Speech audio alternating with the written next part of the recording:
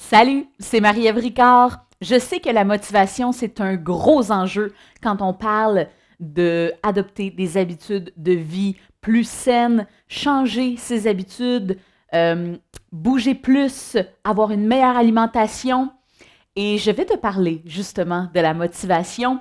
Il existe la motivation qu'on nomme intrinsèque. La motivation intrinsèque, ça vient de l'intérieur. Fait que c'est quand toi-même tu es motivé à bouger. Ça nous arrive. Il y a des moments où on a vraiment le goût, puis ces moments-là, souvent, on bouge naturellement, l'élan est beaucoup plus facile à avoir. Il existe aussi la motivation extrinsèque. Dans ce temps-là, c'est que la motivation vient de l'extérieur. Par exemple, si avec ton emploi, tu as un défi de 2 semaines pour bouger plus et qu'au bout, ben, soit pour ton équipe, soit pour réussir ce défi-là, ben, tu bouges. Ça, c'est une motivation extrinsèque. Ça me fait penser comme à une carotte qu'on veut aller chercher un peu plus loin. Les deux types de motivation sont excellentes. C'est correct parce que les deux te permettent de bouger plus en bout de ligne. C'est sûr que quand on parle de durabilité, si on veut que l'activité physique reste plus ancrée dans ton quotidien, la motivation intrinsèque est plus forte. Donc, quand ça vient de l'intérieur, si tu bouges pour te sentir bien, le bien-être physique, mental, la fierté, se sentir épanoui, libre, garder une qualité de vie, une longévité, vieillir en santé, investir dans son REER santé, donc mettre des économies dans ce REER-là qui va nous rapporter assurément. C'est celui-là qui est le plus payant. Donc, ça, c'est la motivation intrinsèque. C'est sûr que des fois, la motivation intrinsèque peut être moins au rendez-vous. Fait que dans ce temps-là, ça nous prend peut-être un peu de motivation extrinsèque. Donc, de trouver une façon d'avoir un cadre qui va t'aider dans les moments où tu vas avoir moins de motivation intrinsèque. Whoop! Tu as ce cadre-là qui vient t'aider. Par exemple, en faisant des cours ensemble, ça te permet aussi de ne pas te poser la question.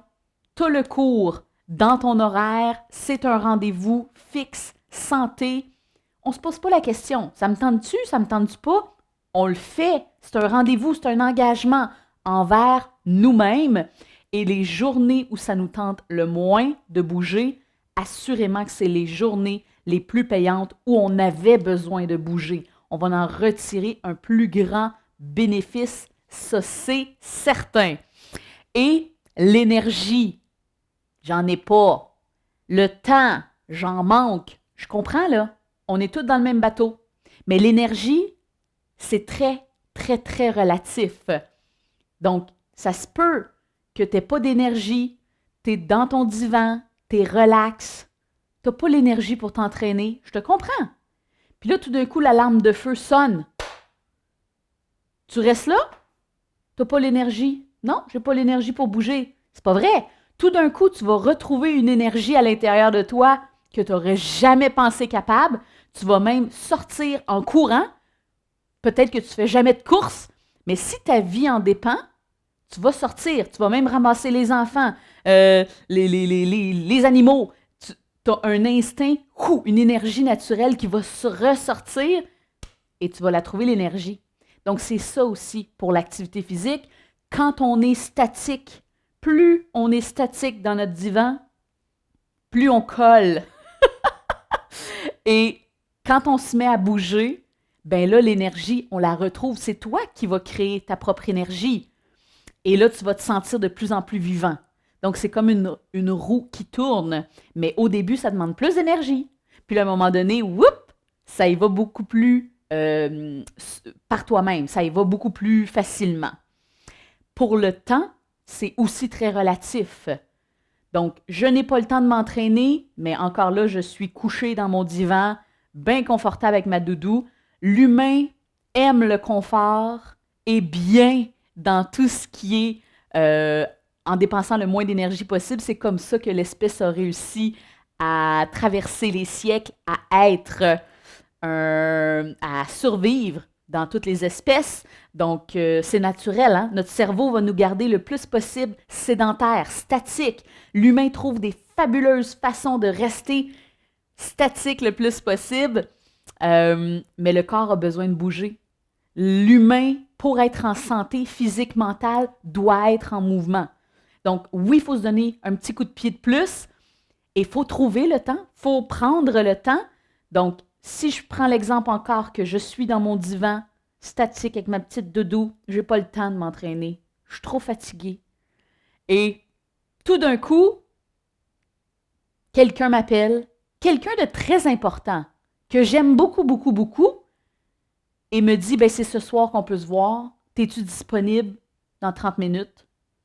Tout d'un coup, tu vas trouver le temps. Tu vas faire de la place, tu vas trouver l'énergie pour te préparer, te mettre prêt et aller à la rencontre de cette personne si importante pour toi, que ce soit un enfant, parent, conjoint, etc.